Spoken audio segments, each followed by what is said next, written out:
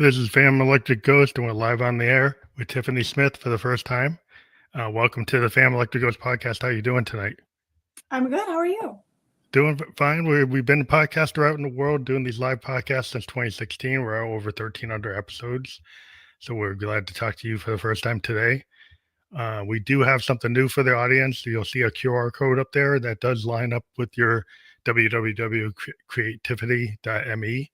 So if people want to scan that and check out your work, because I was looking at it with a lot of your kind of multimedia artist, right? Yes, multifaceted, creative professional for about 15 years professionally now. That's cool. So people, if they want to kind of look along with what we gonna do that, you can do that if you can multitask. If you're not, you can wait to the end and use that link at the bottom. Will be clickable. But a couple of questions we ask any guest before we get to the heart of your story is what motivates you and why do you do what you do? Well, a lot of why I do what I do comes from more of a what I would describe as an intuitive level kind of space. Hmm. I feel like most of my creative ambitions, if not all of it, has derived from a very, very early childhood kind of development. 5 years old in kindergarten, walking around the playground, and instead of socializing like Hmm. a lot of kids might have fun socializing, I clearly wasn't invested in playing tag, and I was more creating things in my head and thinking of stories and movies, and just always wanted to do big things with my creative ambitions. Yeah, I'm a creative. Like I'm in the creative space. I'm a musician myself, and I have a couple of hats. I'm in software development. I've always been kind of like what I found talking to a lot of creative people. There's a lot of neurodivergence in creative people, and a lot of ability to give you the permission structure. Sometimes you are that. Oh, why is that kid doing that? You know, like why is that kid able to jump on a piano at 6 years old and actually play chords? Like how does that happen? Yeah. Or how are Yeah. they able to paint, or how they immediately have like a pitch voice that can understand music? And you start seeing there's people because they can focus, and some Right. people think, oh, that there's a problem. Sometimes you kind of lean into what some people think is the problem is actually your secret sauce. Is like that is your advantage. Absolutely. Yeah. I mean, speaking of that kind of, neurodivergent kind of realm, there's also just the philosophy behind having intuition and just following kind of your inner voice and path. And I feel like we don't always know where that really comes from. We kind of just say that it's somewhere out there or inside of us somewhere. Some call it Yeah. neurodivergence. We have different labels for it. So yeah, it's interesting. Yeah, the Victorians, maybe I like a lot of Victorian poetry, like always talking about William Blake and Tennyson and Hawthorne, but they had this idea of like the muse, Yep. and what I come to find is like a lot of times the muse is like your subconscious, Hmm. right? And a lot of artists we can tap into our conscious like in a waking dream, Yeah. but it's also the external, the fact that we're very observant Right. and and then we synthesize the internal and the external and are able to give ourselves the permission structures like why not, right? Right. Where somebody else might say, well, I'm not Shakespeare, I'm not I'm not Renoir, and like I'm not William Blake, so I can't do it. And we're saying, well, why not? Why shouldn't I do it? Yeah. Yeah. The kind of mentality of no limitations and not living by those types of limiting stories that we either grow up telling ourselves or were introduced to us at a young age, and we've kind of carried them with us throughout our journey and our growth. It's kind of almost goes into that conversation that a lot of people are kind of getting turned on to right now, which is something being called reparenting yourself, Yeah. rewiring your brain, getting rid of the old stories, creating new paths. That kind of plays into the act of almost like in a rebellious nature, living without those types of limitations that we kind of hold true to ourselves, especially if we've heard it throughout our lives. Yeah, a lot of times we're kind of people are told that you should have, have out of the box thinking, but the world we live in creates people in the box. Like Right. I worked in software, right? And for many years I had to be in the cubicle. And now I'm not. I kind of forced that I can be remote because I like to do what I want, right? But but the idea was they wanted out of the box thinkers, but Right. tend to put you in the cube. So how, Yes. they can't put lightning in a bottle and then wonder why it's not lightning. Like Right, right. I you know, have found that to be very true on so many levels within my own creative career as well. Um, I've been kind of, I guess, like gone through the interview process for a role, or I've had those conversations with more corporate or commercial kind of structures. hmm And the thing that I've heard so many times throughout my career is I really like that you have these abstract or surreal kind of ideas. Can you put that type of creativity into this commercial space that we're working within? So they just kind of want to, like you're saying, they want to put lightning in a box. Yeah. yeah, it is like they don't get it that like the one thing I found out with creative people, right? You know, being a musician, I've always kind of gone toward the people who are like innovators, like the Hendrix, Right. or you look at like any of the people push it, like Sun Ra, Hendrix, Dylan, when he went Yeah. from folk to electric and said, they told me he was the Judas, and he said, I don't believe you. He just went and Right. did it anyway, right? And Right. the idea that like you to have that kind of mindset that I don't care if the audience doesn't go with me. I actually feel the need to do it. And it's like the law of attraction, it will find an audience. And you're not letting your manager run the show. You kind of say like I'm gonna run my own show. Absolutely. It's a lot of kind of organization. So it's, if you think about human nature, kind of finding a way to organize each other or organize ourselves into alignment or some type of peaceful harmony in life, that kind of plays into that as well, where it's kind of like, in order for me to be organized kind of authentically within the structure of life and humanity, I I have no choice but to be myself and do the things that I want to do, because Yeah, that's the only way I'm the going only to. path forward for you. Yeah.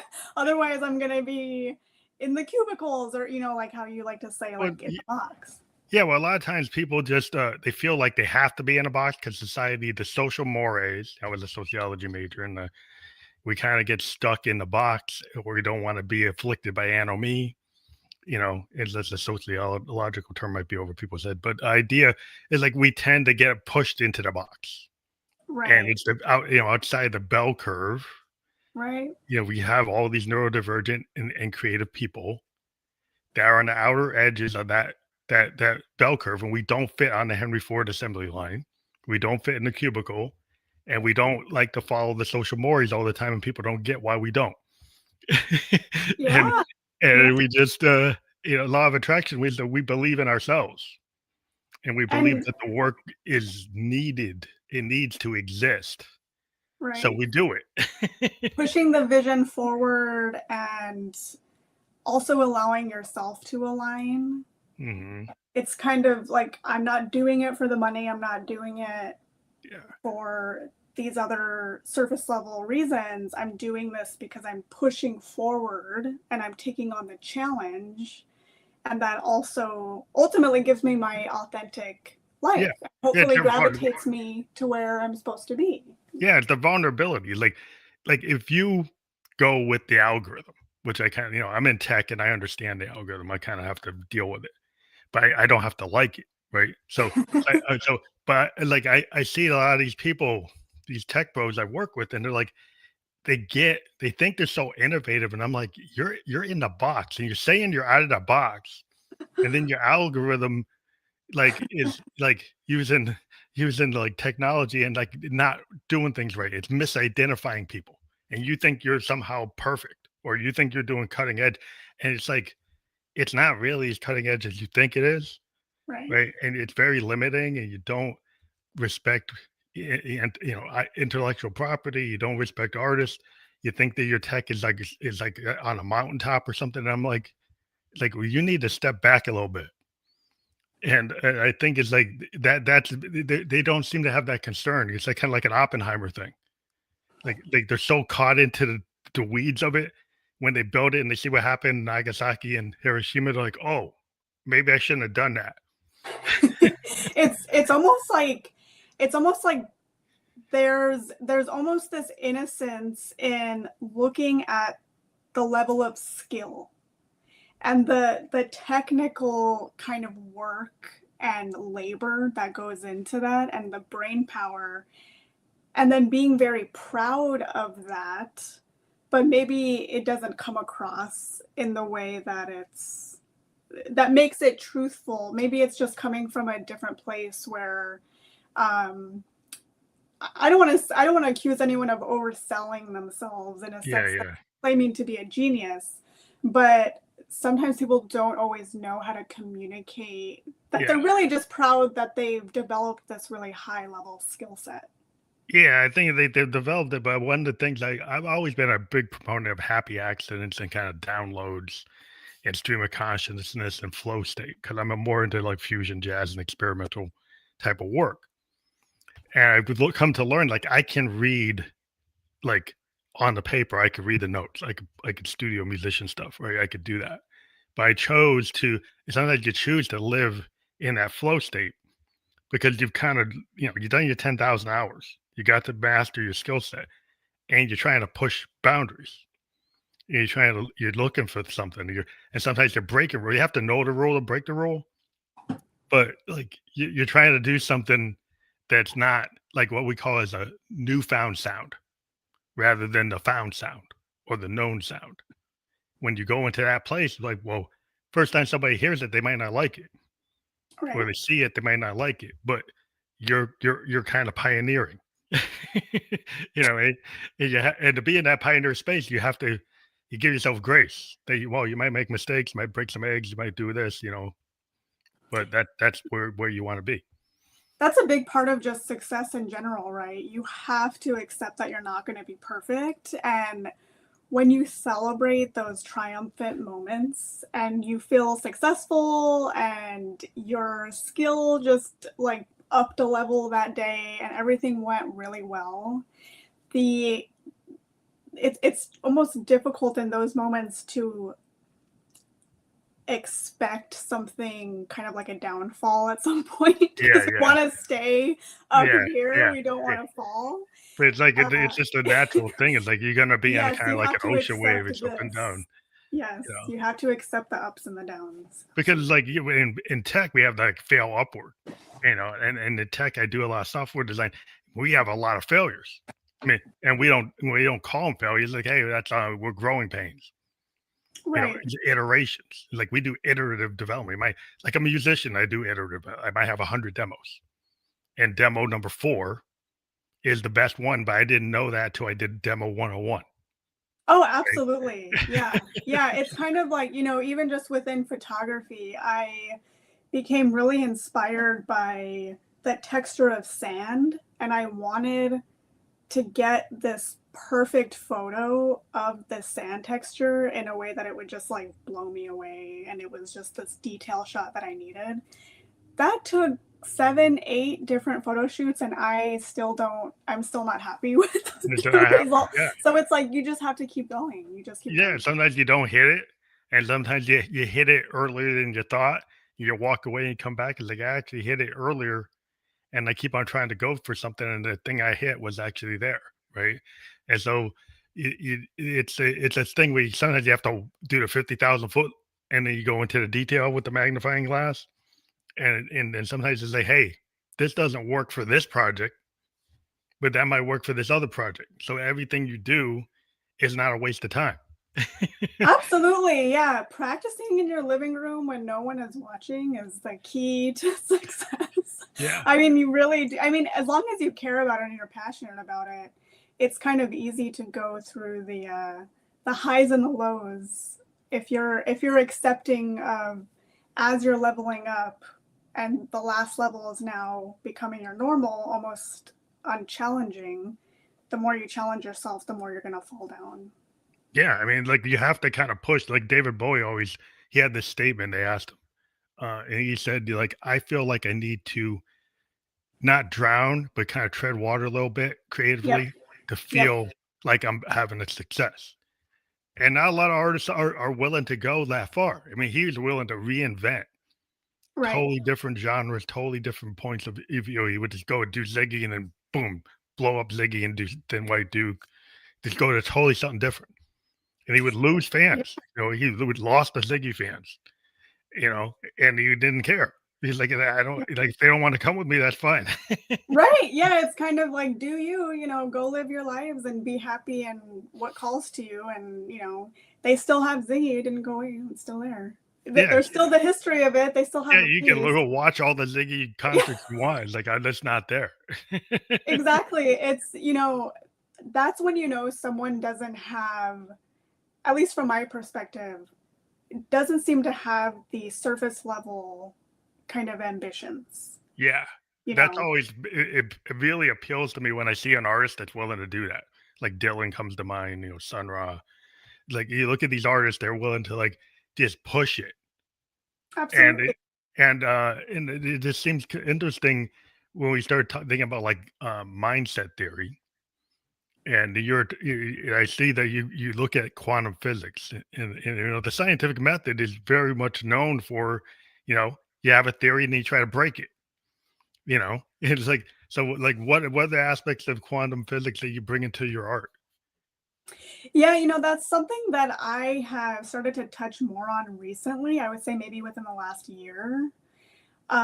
There's this, the kind of particles coming together and the split of an atom and it kind of finding itself again. It reminds me of this kind of universal harmony within all life and existence, whether it's Hmm. within us, the planet, solar system, just this form of existence and things kind of harmonizing and coming together almost like I think about it as if something scatters kind of in chaos, like when reflect on the Big Bang, right? Yeah, and that things maybe come back, like they That hit the they wall that and it it comes back and starts again. ex- yeah, that there's this like idea of things coming back together and finding harmony.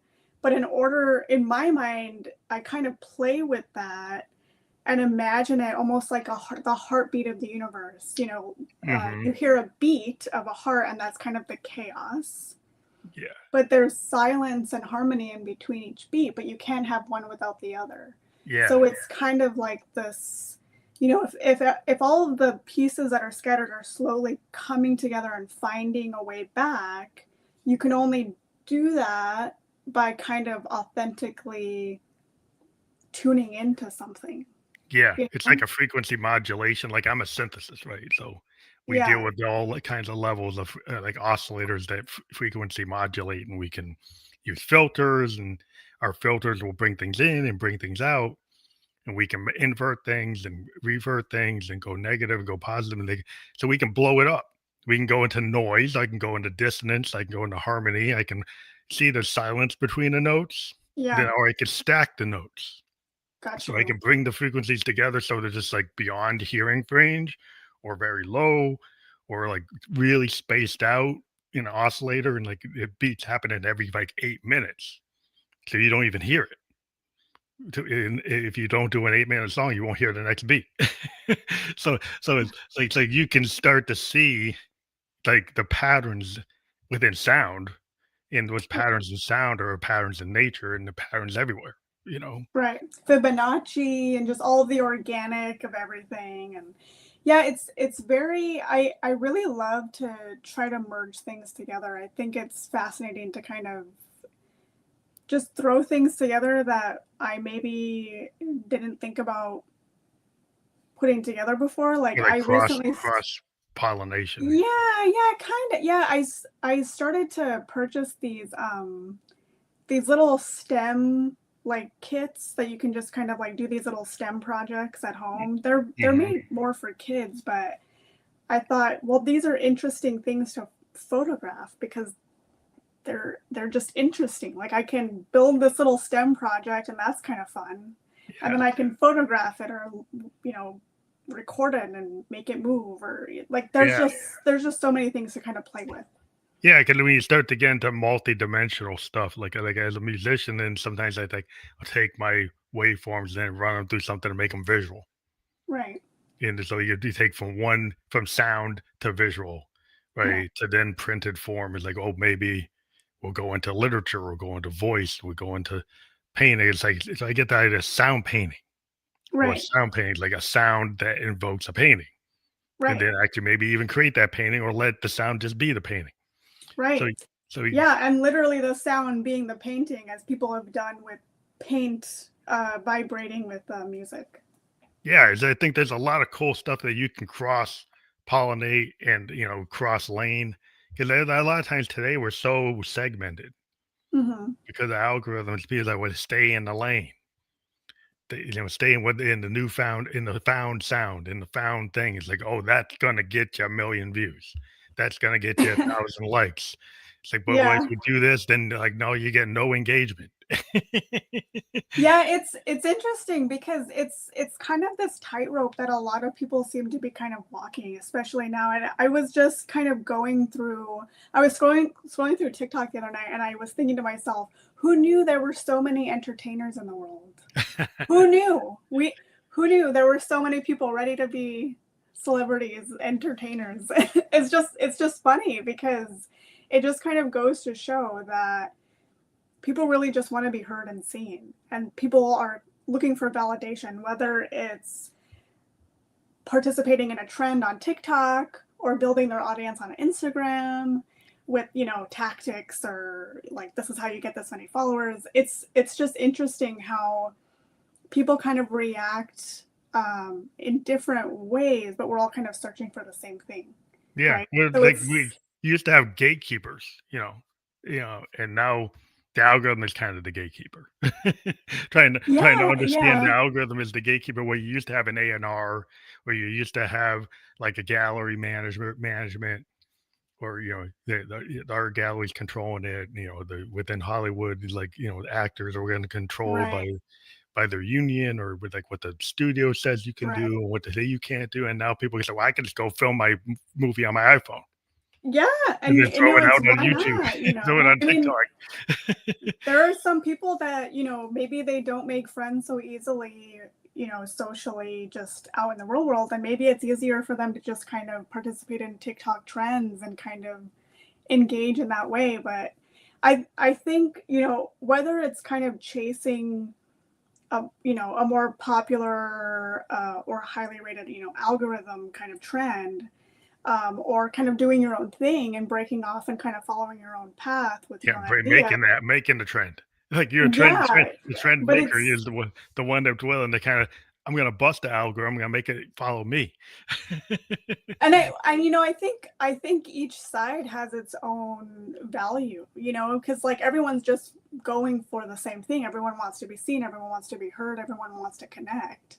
So whether it's creating a trend or being part of the trend, we're all kind of just trying to come together in some ways. So it's interesting. Well, I think it's so awesome that because where it used to be like you had to get in, like you're in New York City, and that's like kind of like it's an art center, just like Yeah. go out to California, and that's an art center. And so with some artists, it's like, well, I prefer the LA scene or the San Francisco scene versus the NY scene. And I'm being a musician, I can understand like there's a whole different scene in LA or San Francisco versus what you see in New York versus what you see in Tokyo, what you see in in Berlin. Like there's different vibes. You go to Norway, there's a scene there, right? Every scene has its own thing. And so, what do you feel about New York City as doing what type of work you're doing? It's interesting because I really did kind of grow up really feeling just like I was kind of in my own world, just wanted to do my own thing, but a lot of that came from just wanting to create. So that was just kind of what I focused on. But that was, it kind of carried into, I went to college in Minneapolis. That's where I attended art school. Didn't really feel connected to the vibe there. Was in Seattle for a little while, same kind of feeling. So when I finally got to New York, it was just a total like feeling of acceptance. Like there was just something in the city that was so welcoming to You found your me. art tribe. Like it was just so you know, I've worked on film projects here. I've been able to enter the film industry and work independently with people and on my own projects, and it just feels so community based and everyone here just supports each other. Yeah, you um got a real good, that's really cool when you feel like you've got that scene, it's like the, Haight Ashbury scene, I'm a child of the '70s, and I was always, like, going back, and even though my child is '70s, they're like, I was born in '67, by the mid '70s, I'm like, like, seeing the loss of, like, Janis and Hendrix and oh yeah, Doors but yeah. I'm growing up still feeling that vibe and saying like, "Wow, I wish I could have been at Woodstock. I wish I could have been with the Dead. Like, I wish I could have been there when Dylan went electric," but it's Yeah, like it wasn't that far away, yeah, but it seemed far away, you yeah. know? It's an interesting thing to find sort of your place in the world because it isn't necessarily just physically like demographic like the city you choose, but it kind of it tunes into every aspect of your life. So it's kind of, you know, if you're going to be authentic in where you live, then you now have to be authentic in, you know, the apartment that you choose or the Mhm. types of foods you eat every day. Like it turns into every single Yeah, it thing. becomes part of And your being. yeah, that's how you kind of vibe, I guess, or create your own vibe is finding what fits in Yeah. all aspects is kind of what I'm saying. Yeah, it's like a law of attraction. Like, I mean, I lived in Tokyo for 2 years, and, Oh, cool. the vibe in Tokyo is just it's amazing. I mean, it's very technical, right? But it's also very spiritual, Okay. and there's a massive art scene. I mean, it's just arts Wow. are everywhere. All over. I mean, this whole art district is like in Shibuya and Harajuku, Jiko. But there's so many places where they really love art.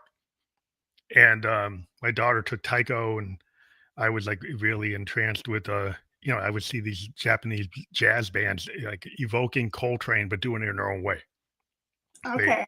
Or they're doing Interesting. or they're doing like their own thing, like Yeah. Japanese rock.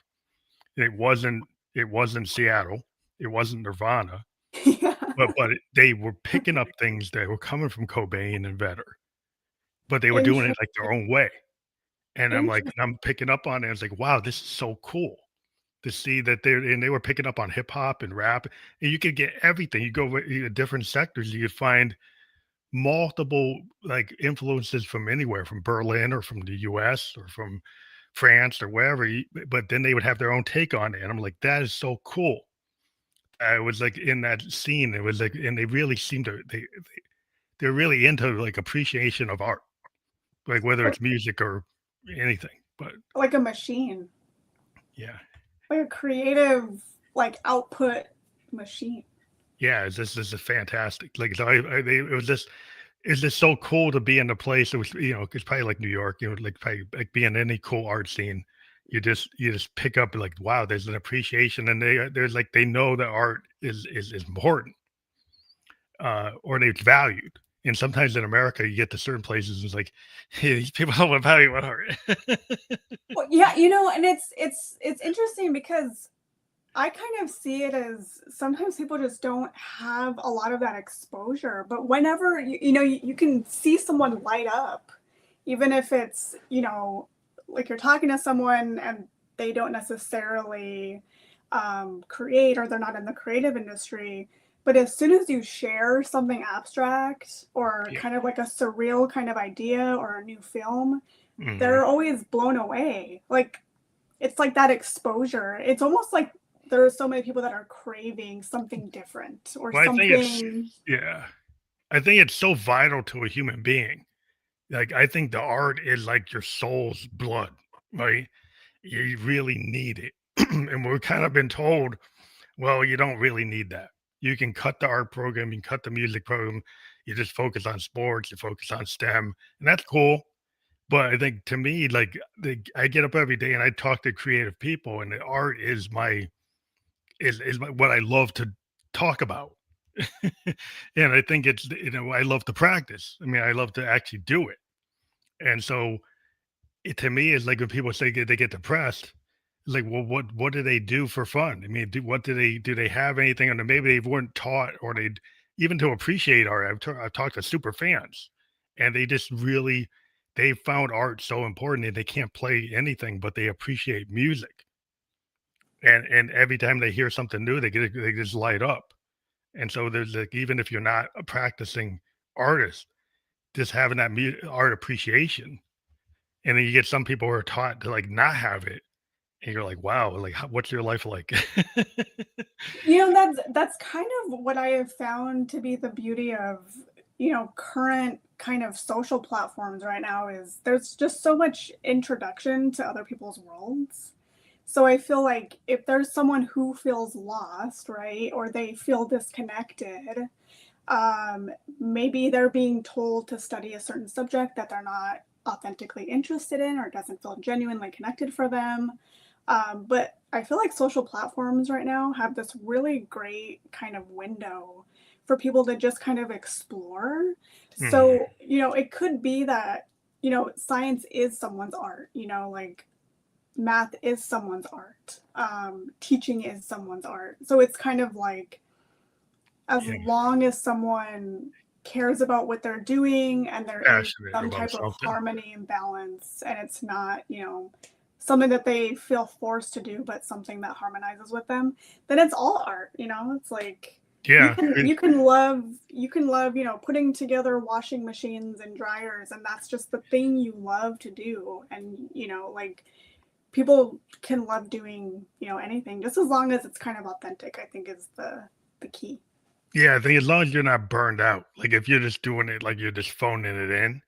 If you have that passion about being a carpenter, like you have a passion about being a plumber, and you Absolutely. just like you have that passion about it. But if it's like you're phoning it in, well, I guess I'm talking about a certain type of kind of malaise that happens when people have like anomie or they have this malaise and they're not connected and they're not satisfied and nothing's really making them happy and they don't know how to get to the happiness quotient. And they're just in a like doom scrolling without getting any value, you know. Yeah, yeah. For that kind of audience or that type of, person in that kind of mindset or that space, I would hope that they just found a way to explore. I mean, I know there's a lot to be said about, current AI models and platforms like ChatGPT, but that definitely creates at least some kind of exploration for people that feel disconnected or lost. So that's, that's something. So, That's something in good. the, that direction of find you, find Yeah. whatever it is, find you. Yeah. I think it's important because some people might have been told like if they as a young person there's some like practices in society that tell you that like, well, you shouldn't really go into the arts because the arts is like the devil's work. Like whether Oh you, wow. yeah, there are some mindsets Yeah. that kind of keep you away from it. Whether it's Western or Eastern, or whatever. I mean, there's certain mindsets that tell you not to go into it, to only go into the spiritual, which it could be an art in itself.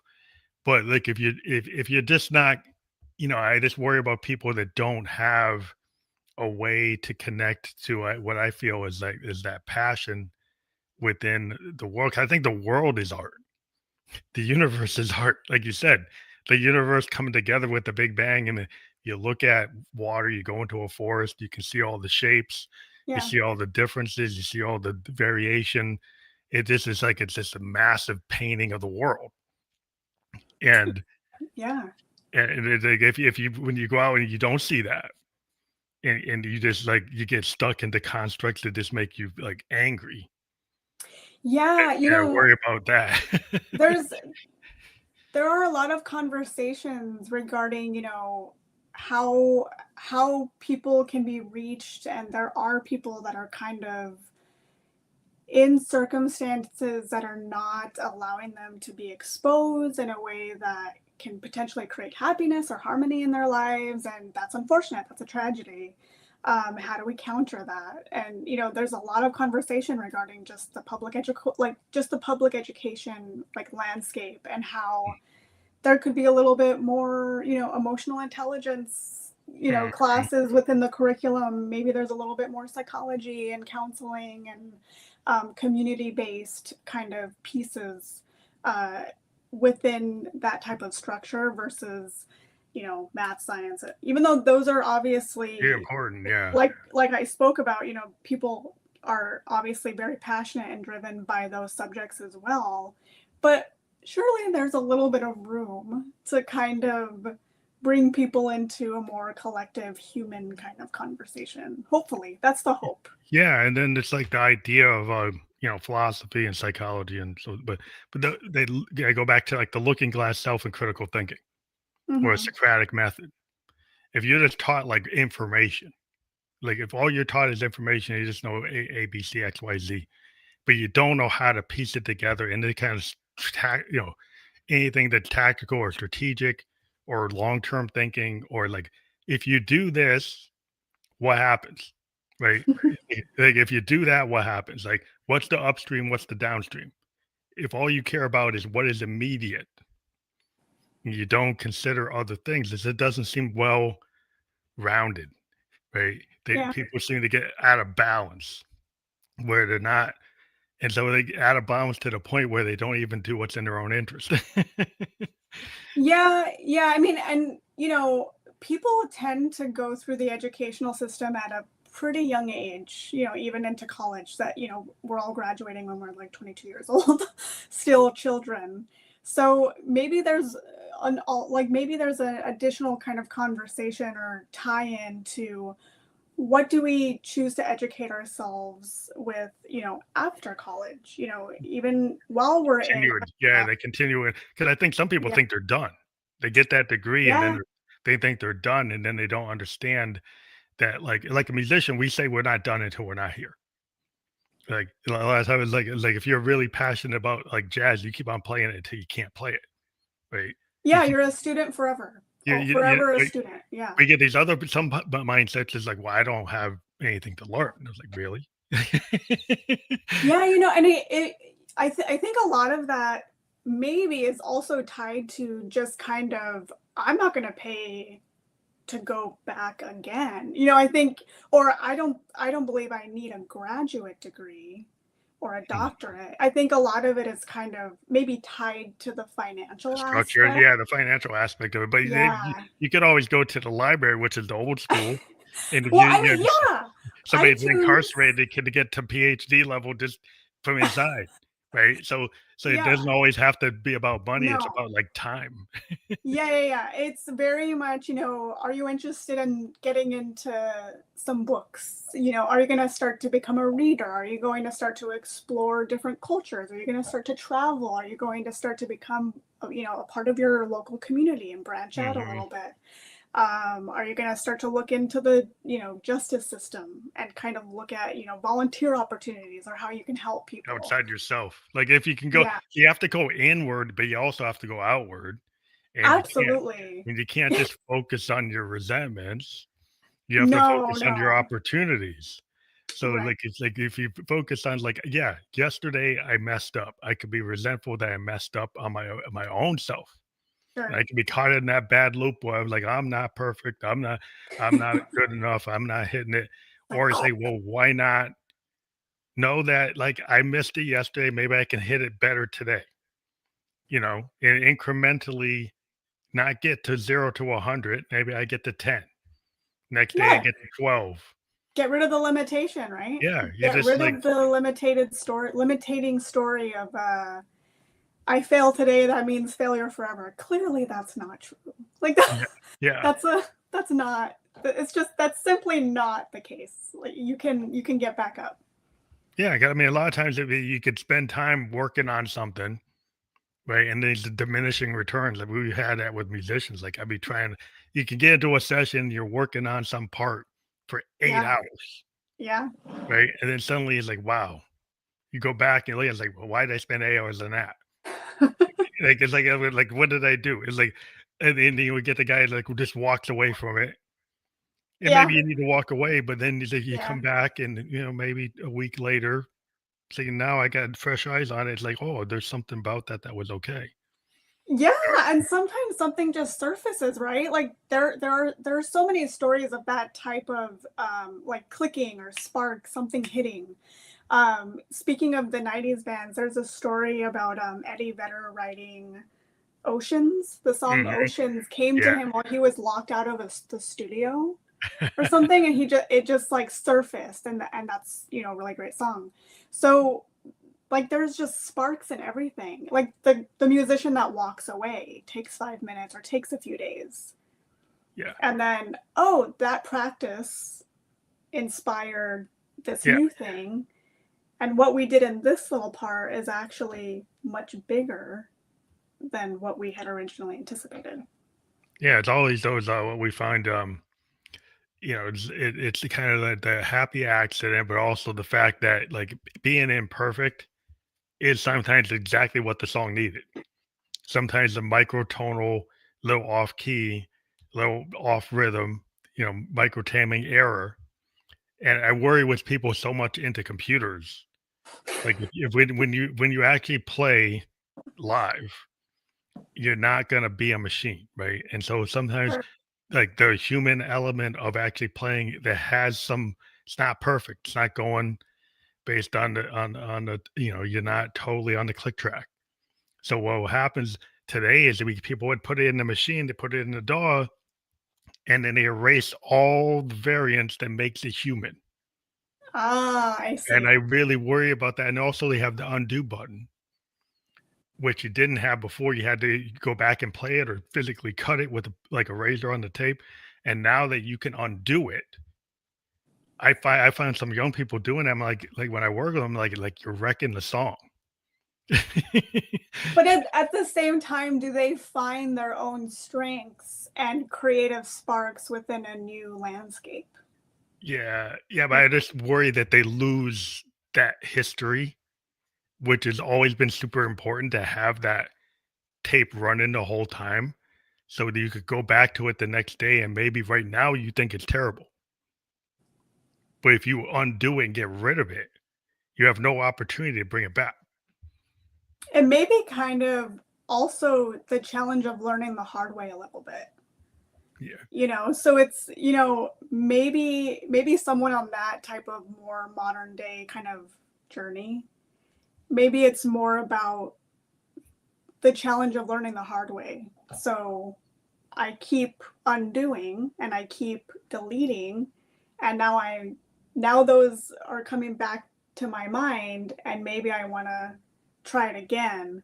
And then maybe eventually they'd start to look into, older practices or different types of. Yeah, but sometimes you have to go through it to find out.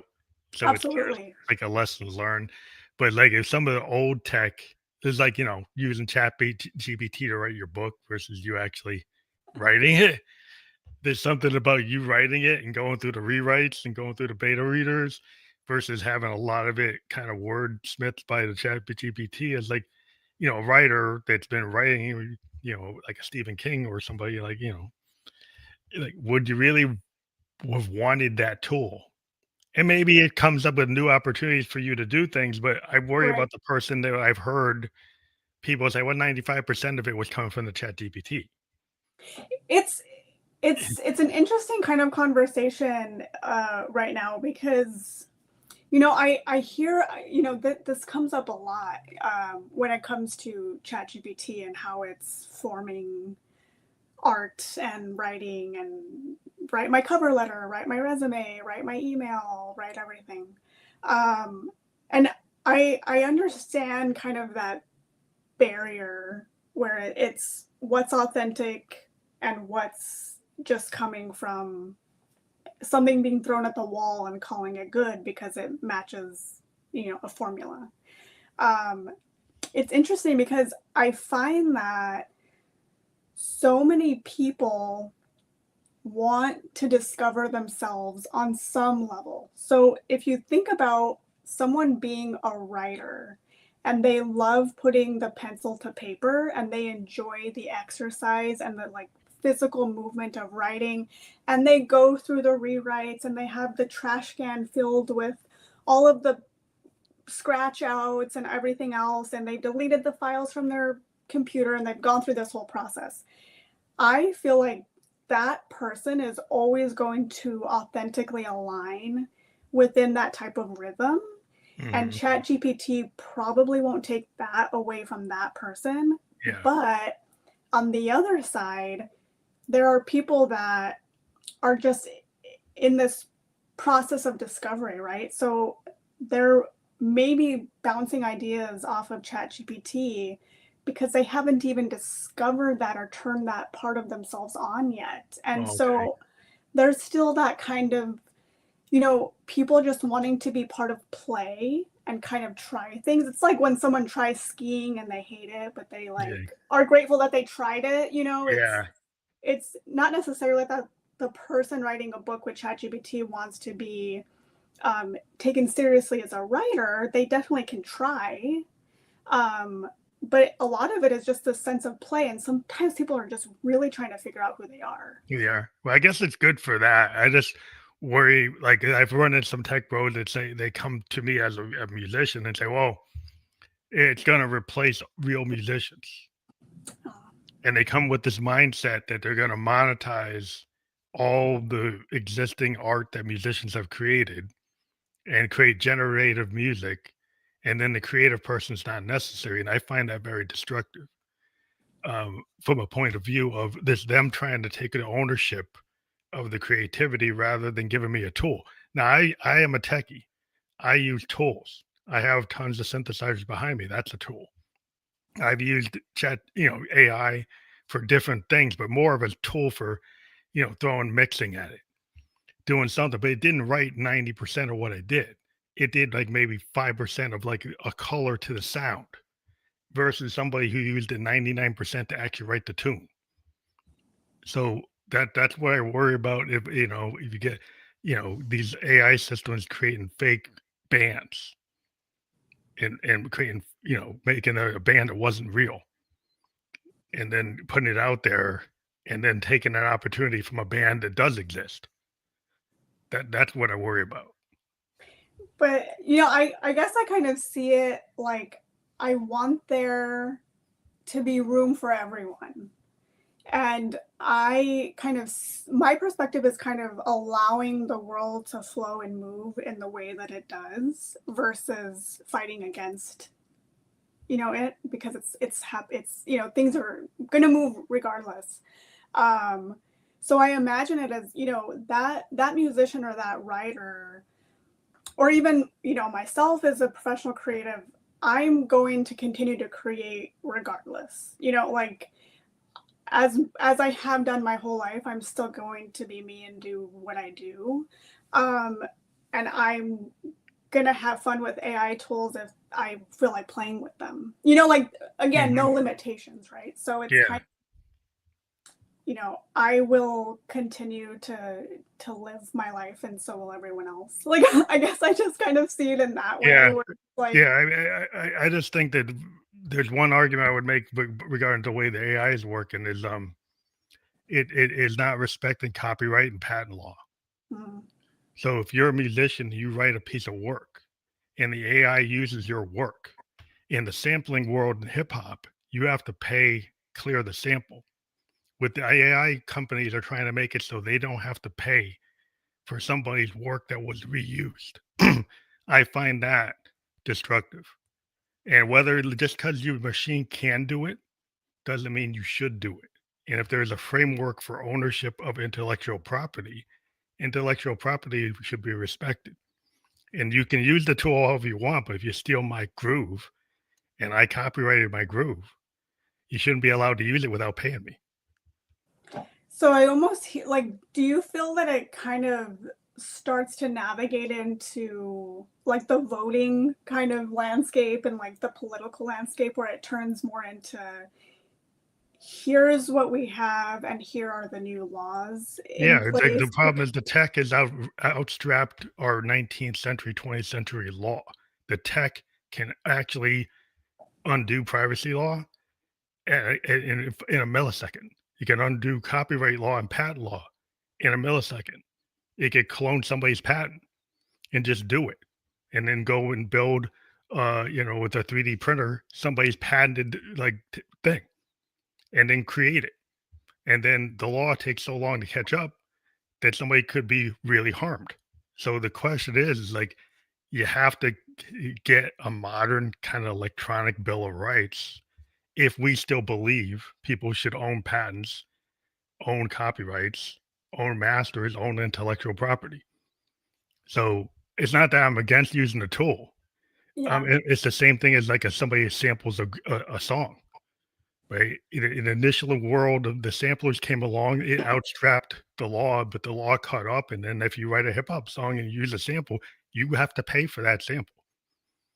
You pay royalties on that sample. It's not the people get paid. And now the tech for this other stuff, including images, patents, all kinds of things, it doesn't necessarily pay the owner of that piece of work. So that's the only issue I have. Is I don't have a problem with tech, but tech should be working within our frameworks.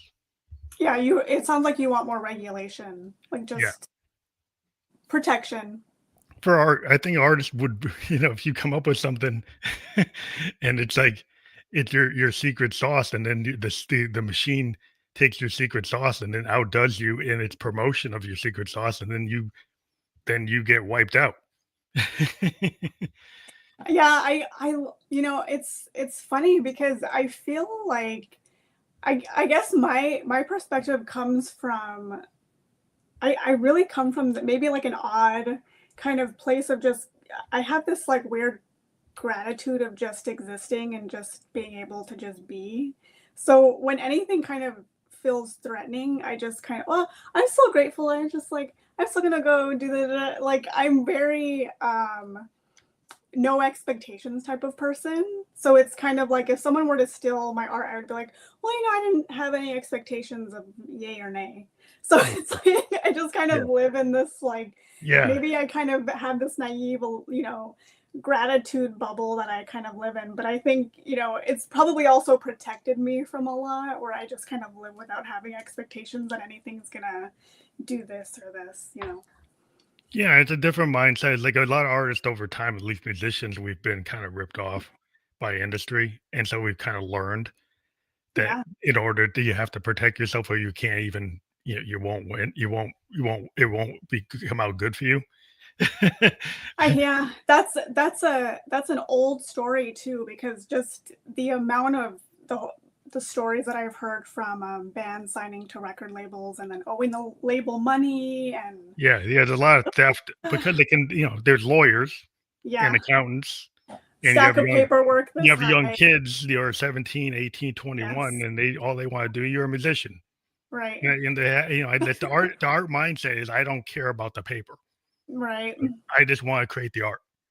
right. And then you owe the label money because you And didn't then make you owe them a $5 label money. million So then it's dollars. like, yeah, it becomes something like, whoa, like that's not fair. But it's like not that you're not, there are tons of blues musicians. They never got paid, right? They kept on playing until they're like not 80. Yeah, They had that art mindset that you're talking about. Like they're gonna still play. yeah, But then a Keith Richards comes in and defends them and helps them get their health care and helps them get their royalties because he said, well, this cat shouldn't have got ripped off. So yeah, then some advocate comes and helps, right? The person themselves might not know what to do. So sometimes people come along like Jack White or Keith Richards and they'll come and they'll help. But I just like point out that sometimes you have to help yourself.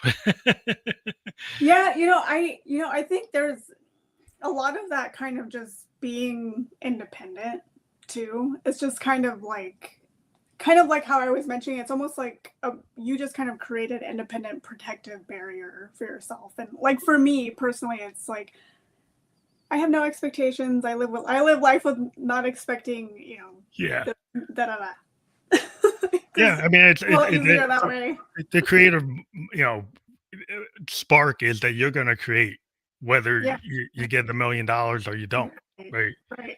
Right. So Yeah. that in you, there are some people though that if they get dissuaded by a ripoff, they'll drop out Yeah.